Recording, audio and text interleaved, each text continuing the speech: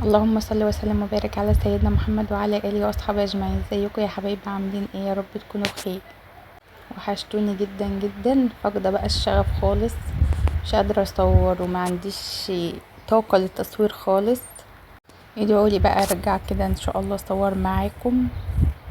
الفيديو ده مصوره كده يوم وقفه عرفه، متصور وجاهز على المونتاج، وما كانش عندي طاقه خالص امنتجه.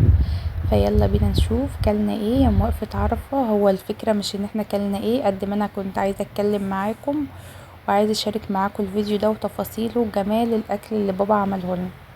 هنا بقى بابا عزمنا واحنا قلنا له عازمنا ناكل من ايدك. تعالوا نشوف عمل لنا اكل ايه. عمل لنا كده زي ما انتم شايفين، متبل الفراخ قبلها بيوم. كل الاكل ده بدأ فيه تجهيز قبلها بيوم. زي ما انتم شايفين كده اللحمة مشوحة بالسمنة البلدي، ومتبل كده الفراخ قبلها برضو بيوم. هما مصورين لي كده لقطات. كان عامل لنا فراخ ولحمة، وكان عامل لنا بط. ما شاء الله اللهم بارك بقى. برضو كل ده متجهز قبلها بيوم زي ما انتم شايفين كده. البط بيغلي. وهنا تعالوا بقى نشوف عامل لنا طواجن ايه. هنا الفيديو مش نازل بطرق لان انا ما كنتش متواجده هناك، انا رايحه قبل الفطار مفيش حوالي ساعتين. زي ما انتم شايفين كده عامل لنا طواجن بطاطس باللحمه، بجد كانت خرافه.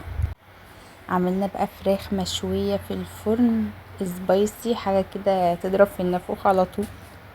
لو وصلتوا لحد ناس تدعمونا بلايك وكومنت سبسكرايب للقناة عشان تكبر بيكم فضلا وليس امر. دعوة حلوة من قلبكم لبابا، ربنا يخلي لنا ودايما البيت مفتوح بحسه هو وماما، ما نتحرمش منه ابدا.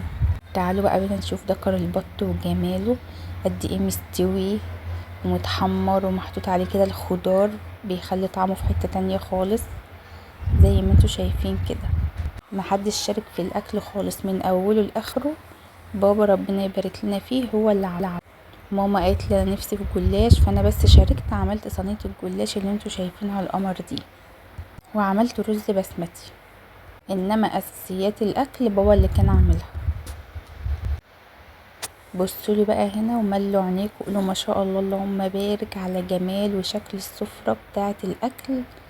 زي ما انتوا شايفين الطواجن، الرز البسمتي، عملنا هنا شوربة لسان عصفور. وبكده يكون الفيديو بتاعنا خلص، وان شاء الله نصور اليومين دول وننزل فيديوهات حلوة تعجبكم. واشوفكم في فيديو جديد على خير مع مطبخ سومة، ودعوة حلوة من قلبكم ولكم بالمثل.